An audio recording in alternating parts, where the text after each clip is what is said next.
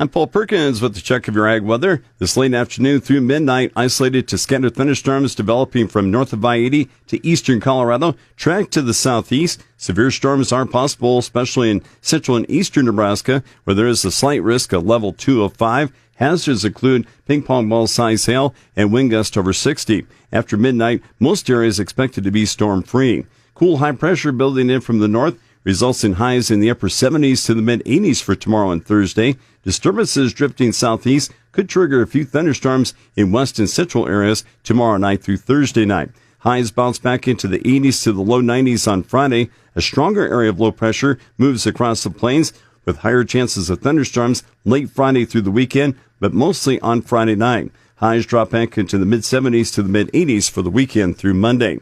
In the latest long-term forecast, Nebraska and Kansas temperatures are likely to stay cooler than normal the early to middle of next week before a trend of mostly seasonal temperatures late next week through July 29th. The final weeks of July, typically the warmest of the year, with central Nebraska daytime highs usually in the upper 80s and average overnight lows in the mid-60s.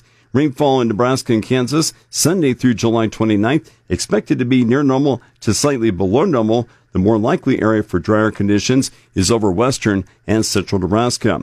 Key weather factors the markets are watching include storms hitting parts of the Corn Belt yesterday, rain chances improving in Argentina, drier weather for southern Brazil, and slightly better conditions for Europe. For the Midwest, strong to severe storms led to spotty crop damage over the weekend, but more widespread severe thunderstorms impacted the Midwest yesterday. Cool air trailing a cold front continues to overspread the Midwest with below normal temperatures eventually reaching into the south and encompassing much of the central and eastern U.S. Thunderstorms currently accompanying the front as it crosses the central plains and the lower Midwest, stalls across the southeast, where 5-day rainfall could reach 2 to 6 inches or more. Mostly dry weather prevails the next 5 days in the upper Mississippi Valley and from the Pacific coast to the northern plains. Something to watch. Re-intensification of western heat boosts weekend temperatures to record-setting levels as far north as the interior northwest. Southern Brazil looks to be drier the rest of this week, possibly into the weekend. A boost for winter wheat planting and development, along with the harvest of second crop corn. Central Brazil's progress on the second crop corn harvest likely to continue this week with continued mild and dry conditions.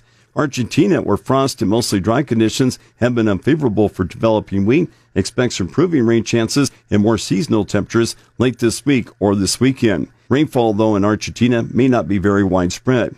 Northwest Europe is drier the rest of the week, which favors better progress on wheat harvest. A few showers are expected in Southeast Europe the middle to the end of the week, but above normal temperatures may cause drought to expand for some areas that miss out on the rain. With the check of your ag weather, I'm Paul Perkins.